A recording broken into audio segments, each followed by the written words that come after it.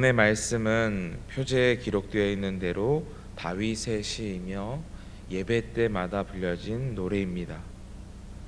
또 이 시의 특징으로는 어제 살펴봤던 시편 138편과 짝꿍이 되는 시입니다. 이 어제 시편은 하나님을 찬양하는 다윗 자신에게 초점이 맞춰졌다면, 오늘 본문의 시는 다윗이 찬양하는 하나님께 초점이 맞춰져 있습니다.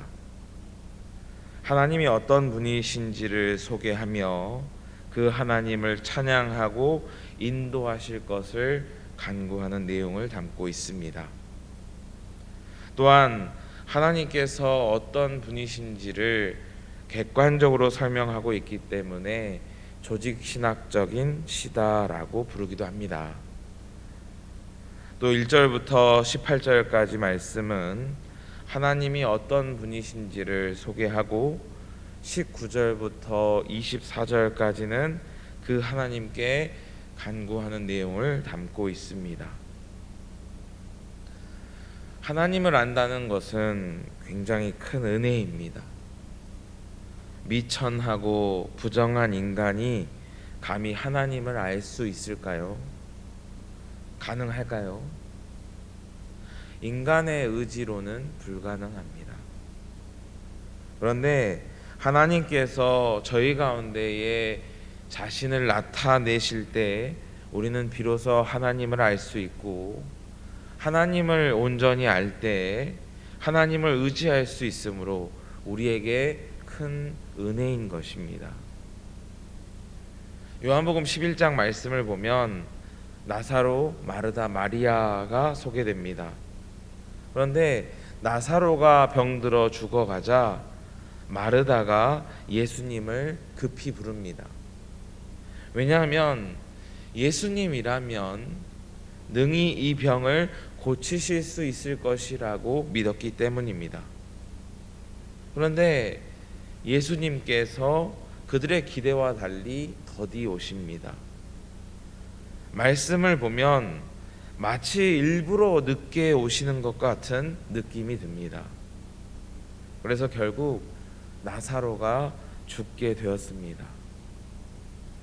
마르다와 마리아는 큰 슬픔에 잠기게 되었는데, 그런데 그때 예수님께서 죽은 나사로를 살려주신 것입니다. 이 과정을 통해 마르다는 무엇을 깨달았습니까? 그것은 예수님께서 질병의 문제뿐만 아니라 죽음까지도 이기시는 전지전능하신 하나님이라는 것을 깨닫게 된 것입니다. 주님께서 보여주지 않으면 알 수 없는 것이죠. 이것을 알 수 있다라는 것은 큰 은혜라는 것입니다.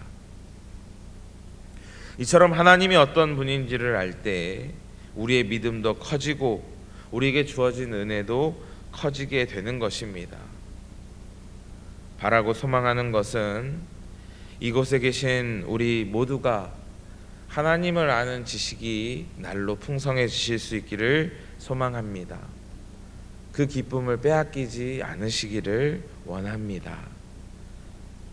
이런 배경과 이해를 가지고 함께 말씀을 보도록 하겠습니다.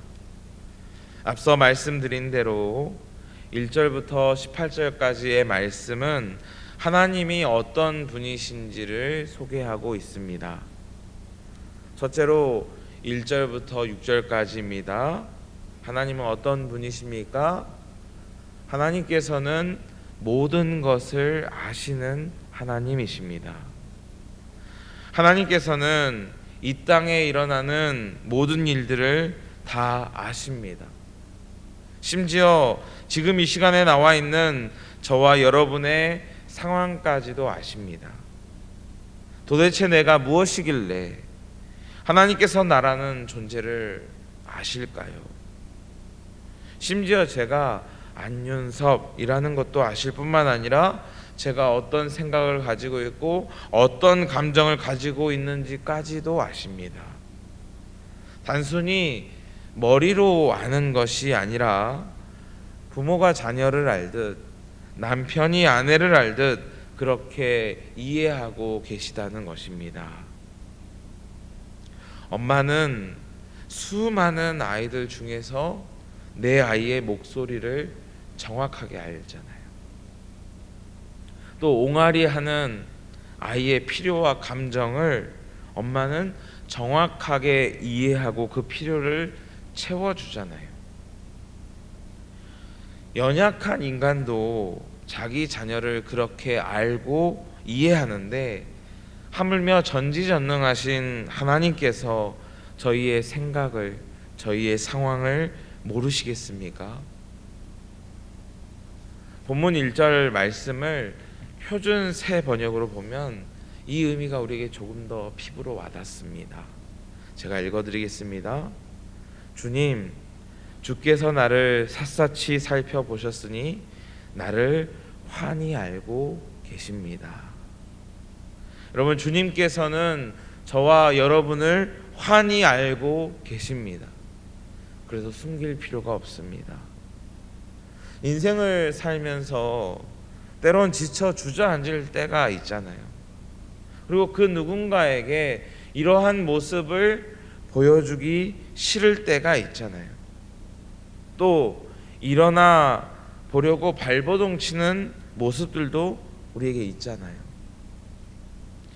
주님께서는 그런데 우리의 앉고 일어섬을 아시고 길을 가든지 누워있든지 우리의 모든 상황들을 이해하고 계신다는 것입니다. 우리의 생각, 우리의 행동, 우리의 입술에서 나오는 모든 말들까지도 다 알고 듣고 계시다는 것입니다. 하나님께서는 우리가 기도할 때만 우리의 이야기를 들으십니까? 아니지요. 우리가 농담하는 그 순간에도, 원망과 불평을 내뱉는 그 순간에도 다 듣고 보고 알고 계시다는 것입니다. 그런데 여기서 은혜가 무엇입니까? 보고 듣고 알고 계심이 우리를 감시하는 것이 아니라 우리를 사랑하신다는 것입니다. 사랑의 눈으로 바라봐 주신다는 것입니다. 사랑하니까 우리를 지켜보시고, 사랑하니까 우리의 말 한마디도 다 놓치지 않고 듣고 계시며, 사랑하니까 모든 것을 알고 계시다는 것입니다. 세상을 지으시고 거룩하신 하나님께서 세상의 미물과도 같고 부정한 저를 아시고 사랑하신다니 얼마나 큰 은혜입니까? 주님께서는 내 아픔을, 내 염려를 모두 아십니다. 그래서 우리는 결코 혼자가 아닙니다. 이 사실을 믿으시기 바랍니다. 두 번째로 다윗은 또 이렇게 고백합니다. 하나님께서는 무소부재하시다라고 고백합니다. 하나님께서는 다윗이 도망하여 피했던 그 어두컴컴한 아둘람 동굴에도 함께 계셨습니다. 또 하나님께서는 다윗이 도망하였던 이방 땅 블레셋 가드에서도 함께 계셨습니다. 하나님께서는 하나님의 뜻을 떠나 도망한 요나와도 함께 계셨습니다. 그리고 그가 있었던 깊은 바다에 헤엄친 물고기 뱃속에서도 하나님께서는 요나와 함께 계셨습니다. 또 하나님은 어디 계십니까? 지금 이곳에 우리와 함께 계십니다. 이곳에만 계십니까? 지금 온라인 예배를 드리는 모든 교우들의 가정과 심령 가운데에도 함께 계십니다. 또 어디에 계실까요? 군복무 중인 우리 사랑하는 자녀, 손주들과도 함께 계십니다. 또 내 손이 닿지 않는 유학 중인, 또 이민 가 있는 내 자녀들, 내 손주들과도 함께 계십니다. 그뿐입니까? 실패와 좌절 속에서 주저앉아 있는 주님의 백성들과도 함께 계십니다. 그들과 함께 울고 그들과 함께 아파하고 계십니다. 하나님께서는 왕이시고 거룩하신 분이라서 우리가 신앙적으로 성장하고 건강할 때에만 함께 하실 거라고 생각할 수 있지만, 내가 연약한 그때에도 나를 바라보시고 나와 함께하고 계시다는 것입니다. 여러분, 자녀가 아프고 약하다고 하여서 눈을 돌리는 부모가 어디 있습니까? 연약한 부모도 연약한 자녀가 아플 때 품에 품고 있는데, 하물며 신실하시고 인애로우신 우리 주님께서 어떻게 하시겠습니까? 언제나 어디서나 우리와 함께 계심을 믿으시기 바랍니다. 이 믿음으로 우리 오늘 본문 9절 10절 말씀을 함께 읽고 고백하기를 원합니다. 9절 10절입니다. 시작. 내가 새벽 날개를 치며 바다 끝에 가서 거주할지라도 거기서도 주의 손이 나를 인도하시며 주의 오른손이 나를 붙드시리다. 아멘. 우리 눈에 보이지 않는 바다 끝에 있다 할지라도 주님께서는 나를 붙드시고 인도하신다는 것입니다. 여러분, 지금 어디 계십니까? 우리의 신앙의 상황이, 나의 영적인 상황이 어디에 있습니까?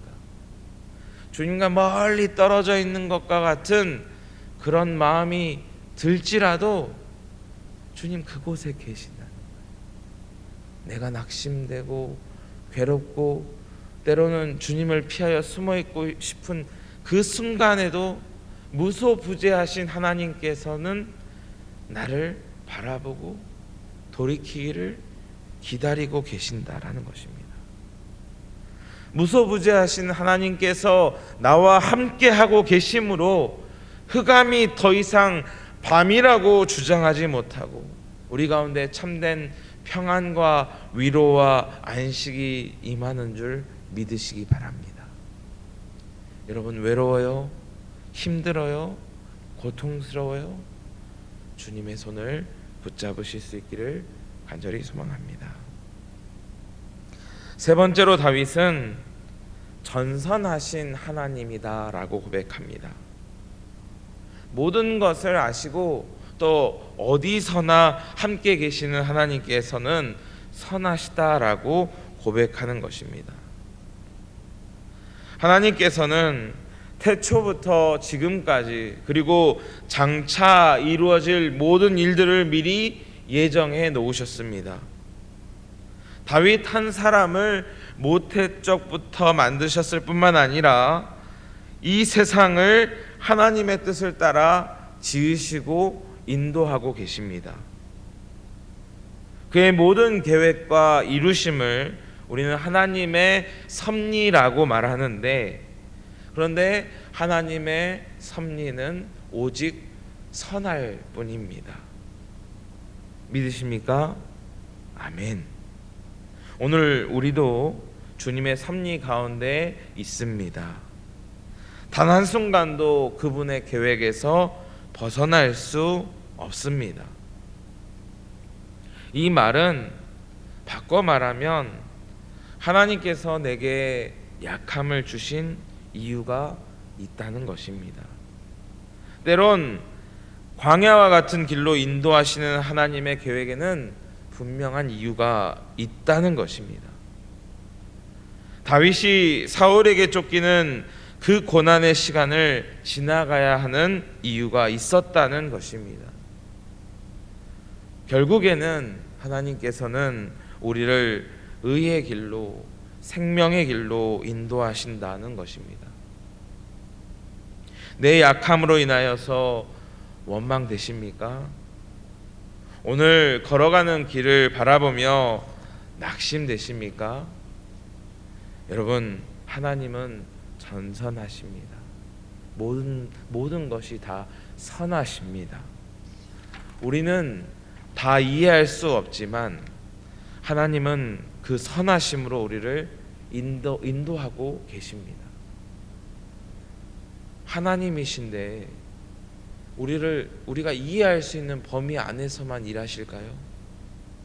때로는 우리가 이해할 수 없는 순간 가운데에도 우리를 그곳으로 인도하십니다. 그런데 되돌아보니 어때요?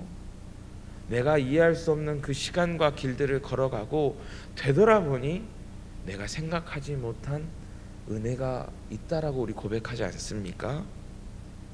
여러분, 하나님은 선하십니다. 이렇게 다윗은 하나님의 전지하심으로 무소부재하심, 전선하심을 노래하였습니다. 그런데 그 하나님이 나와 무슨 상관이 있습니까? 나와 무슨 상관이 있습니까? 그 하나님이 나의 하나님이 되신다는 것입니다. 다윗은 오늘 본문에 주님이라는 단어를 사용할 때 2인칭으로 사용하였습니다. 즉 나와 주님의 관계를 가깝게 표현했습니다. 나의 하나님이라고 표현했습니다. 당신이라고 표현했습니다. 그분이 나와 친밀하다고 말하고 있는 것입니다. 여러분에게 있어서 하나님은 어떤 분이십니까? 우주 저 멀리 계신 분이십니까? 두려운 분이십니까? 하나님은 나의 하나님이십니다. 나와 함께 하시고 나의 모든 것을 아시고 나를 위로하시는 나와 아주 친밀한 하나님이신 것입니다. 이곳에 있는 저와 여러분이 다윗과 같이 하나님과 친밀할 수 있기를 소망합니다. 그리고 다윗은 말합니다. 모든 것을 아시고 어디나 계시며 선한 길로 인도하시는 나의 하나님.